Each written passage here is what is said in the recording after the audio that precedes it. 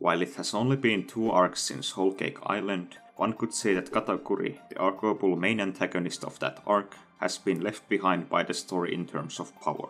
While Katakuri was one of the strongest characters the Straw Hats had encountered in the New World during Whole Cake, the Wano and Egghead arcs have introduced One Piece to a plethora of new characters with arguably better feats than Katakuri. Additionally, characters who were seemingly weaker than Katakuri in the past have now been elevated to a level where they seem to be competing in a different league compared to mere Yonko commanders. This video will look at things in the story that could not only imply that Katakuri has managed to keep up with his peers, but that he has always been one of the strongest pirates in the story. There are 2 main aspects that make Katakuri look weak compared to the post-Whole Cake characters of the manga. These are Katakuri's offense and defense. While he fought Luffy for hours on end, Katakuri at no point managed to knock Luffy out in their fight. This fact paints a stark contrast to the Wano arc, where Kaido managed to knock Luffy out with one attack in Act 1. When Luffy actually managed to hit Katakuri, it also did not arguably take much damage for the Sweet Commander to fall. Here are all the panels where Katakuri was shown taking damage in his fight against Luffy. To summarize, Katakuri was able to take 2 rounds of Gear 4, a stab from himself to the abdomen, on top of some fisticuffs from Luffy in base form before the fight was over. One could contrast this to Doflamingo, who also took 2 rounds of Gear 4. Yet unlike with Katakuri, this was preceded by a series of strong attacks from both Law and Luffy. If Gear 4 was this effective against Katakuri, it certainly calls into question if he could take much damage from the characters who fought in Wano. Gear 4 seemingly did no damage to either Kaido or Big Mom before the raid, yet by the end of the arc, we see several characters who are able to seriously damage the Yonko. It would not be unreasonable to say that characters like the Supernova, Sanji, or Yamato far outperform the Luffy that fought Katakuri in attack power. There's also an argument that they have much better defense, as most of them were shown being able to fight even after taking attacks from the Yonko. One could also bring up some of the Beast Pirates as having better defensive feats than Katakuri.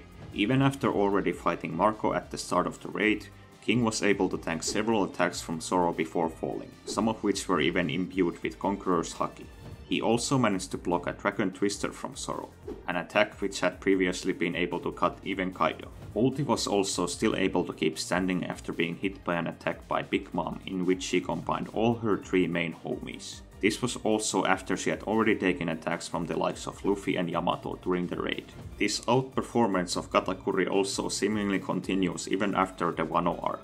On Egghead, both Lucci and Kaku are able to take and block attacks from Luffy and Zoro respectively, who at this point are levels above compared to where Luffy was during Whole Cake in terms of attack power. Then there are also the newly introduced Seraphim, who've already been very impressive in their few appearances. Ash Shark was able to take on a team of half of the Straw Hat crew made up of Sanji, Franky, Robin, Nami and Usopp. Ash Hawk on the other hand was able to take attacks from both Zoro and Blackbeard. While they've only participated in inconclusive classes so far, the Seraphim have already arguably shown better durability than Katakuri.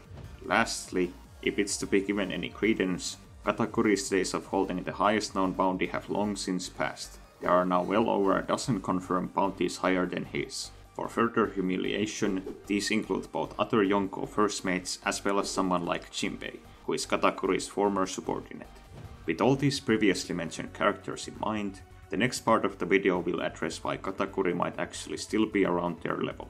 The first thing to address is the notion that Katakuri has low durability. The counter-argument against this is that Luffy did not beat Katakuri with just power, but by tiring him out. In almost all of Luffy's major fights in the story, the ending involves Luffy knocking his opponent out cold, be it Crocodile, Lucci, Moria, Doflamingo, Cracker, or even Kaido.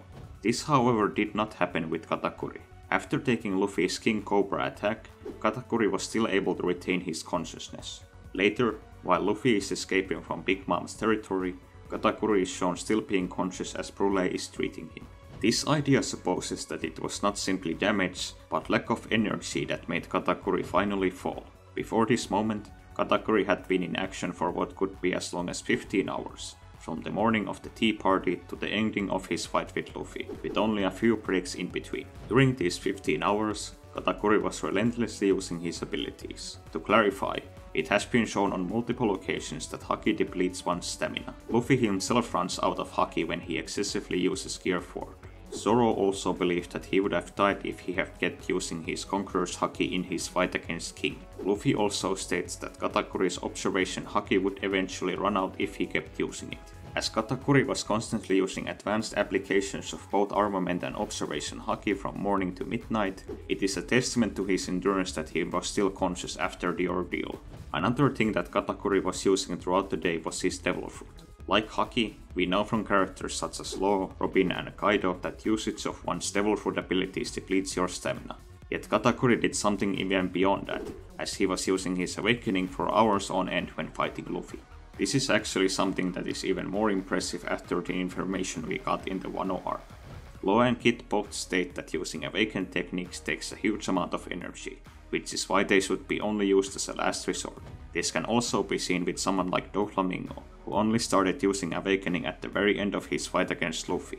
Luffy himself also visibly runs out of energy when using his awakened powers in Gear 50. Katakuri on the other hand was using his awakened abilities in the mirror world for what could be as long as 7 or 8 hours. To make it clear, as Katakuri creates them from the environment, his Galactic Donuts ability is an awakened technique. In summary, Katakuri during Whole Cake Island fought for more than half a day, during which he was frequently using high-level armament haki, future sight observation haki, and awakened devil fruit techniques. If we exclude flashback fights that lasted multiple days, this is arguably the single biggest stamina feat we have seen in the entire manga. It also leaves the question of Katakuri's durability open. While he might not be a nigh invulnerable tank like his mother, he could be able to take much more punishment than one might have initially assumed. After all, Katakuri is repeatedly referred to as being superhuman by his siblings, who themselves are in a family full of physical freaks. Even when he was a child, Katakuri was referred to as being as strong as a monster. This case of stamina drain could also apply to Katakuri's future sight. As Luffy said, it had likely gotten much weaker by the end of their fight. Whether this means that a completely fresh Katakuri would still be able to dodge Luffy after he himself learned future sight is uncertain. The thing to address next is Katakuri's apparent lack of offense. Admittedly, this is more complicated to explain than his defense was. As mentioned before, Luffy took the full brunt of Katakuri's firepower for hours on end at the end of Whole Cake without being taken down, whereas in his next serious fight, Kaido in base form managed to take Luffy out with one attack. The reason why there is such a huge contrast between these showings would however be due to Conqueror's Haki. It could be that on top of powering up one's attacks, Advanced Conqueror's Haki allows you to knock someone unconscious like regular Conqueror's Haki does. Luffy references this when fighting Kaido on the rooftop, where he says that he had no idea what happened when Kaido knocked him out the first time in Kuri. This would be an odd comment if Kaido simply overpowered Luffy like many characters have done in the past. Another case where this might have happened was when Yamato hit Ulti with a Thunder Bakwa. In the very next chapter, Ulti is able to get up and still has enough strength left to keep taking damage, including the aforementioned attack from Big Mom. Kaido also knocks Luffy out multiple times on the rooftop, yet after a break, Luffy returns and is able to keep taking attacks from Kaido. With this in mind, it's possible that attacks like Thunder Bakwa can instantly knock a weaker enemy out, but it would be more so due to Conqueror's Haki than raw attack power, as both Luffy and Ulti had plenty of juice left after getting up from the attack. There are also other cases in the manga where a character manages to knock Luffy out for a couple of seconds before Luffy regains consciousness and returns to his feet. This is rather different compared to Luffy's status at the end of the Katakuri fight, where he, while conscious, was barely able to stand. Real-life knockouts could be another example of this. In combat sports, there are many types of knockouts. In some cases, the fighter is knocked out but is able to return and keep fighting seconds later. In other cases, the fighter stays down and only wakes up hours later in the hospital. Admittedly, the story lacks a concrete explanation for Advanced Conqueror's Haki working this way. However, purely as a concept, it would make more sense than Luffy's durability becoming 100-fold greater in the short window between Wano Act 1 and 3. To tie this all back to Katakuri, in retrospect, his attack power might not be that low. Luffy during Whole Cake Island might have already been close to the durability freak we saw in Wano Act 3. Also, even before fighting Luffy, Katakuri was able to overpower someone like Windsmoke Ichichi in an instant, and we've seen during Wano that the German raid suits are very durable even against top Yonko subordinates. Finally, this video will look at Katakuri's future potential, and why he could be far more powerful the next time we see him in the manga outside cover stories. While Katakuri is already a 48-year-old man, this does not impede him from still growing exponentially during the story. For example, Uroki is only 1 year younger than Katakuri, yet back during Sabaody, he was struggling with a pacifista. During the time skip though, Uroki grew powerful enough to defeat one of Big Mom's Sweet Commanders. Other characters who seemingly still grew more powerful in their 40s and beyond include Jinbei, Crocodile, Asura Doji, Blackbeard, and Kaido. In general, while it's unclear at what age One Piece characters stop growing, we've only ever seen characters in their 70s complain about becoming weaker due to aging. Also, as we've seen in Wano, characters who play an active role in the current story can become very powerful very fast. If you haven't seen it already, my video on Law's Onigashima power-up is a good example of this. There are several things that could have led to Katakuri becoming more powerful after his fight with Luffy. The first of these is what Rayleigh mentioned, where your Haki becomes far more powerful when you use it against powerful enemies. As Katakuri might have had the hardest fight of his life against Luffy, it stands to reason that his Haki is now much more powerful. The fight could have also affected Katakuri in ways other than Haki. Luffy's Gomu Gomu no Mi is a very similar devil fruit to Katakuri's Mochi Mochi no Mi. Like in other cases in the story, Katakuri could have learned new ways to use his power from his opponent. There's some dialogue in the manga that implies that Luffy is the first person to have challenged Katakuri in years. According to Katakuri, Luffy, even before unlocking Future Sight, was the first person to have dodged so many of his attacks. This could also imply that despite being the supposed undefeated man, Katakuri has not had many high-level fights during his career. To be more specific, despite the Big Mom pirates being constantly at odds with other pirates and the Marines, Katakuri has probably not fought big-timers like the Kid Pirates, the Red Hair Pirates or the Navy Admirals. If true, it could also mean that the bounty the Marines placed on Katakuri is undervalued, as they haven't witnessed cases where Katakuri had to go all out. The people of Totland certainly view him as being far stronger than someone like Cracker, as even after Luffy had defeated the latter, the idea of him beating Katakuri was unthinkable to them. Another reason why Katakuri losing to Luffy could have made him stronger involves the mental aspect of combat. In real life, martial artists who get a loss after years of being undefeated go one of two ways. The loss either breaks them and they are never the same again, or the humbling experience makes them come back better than ever.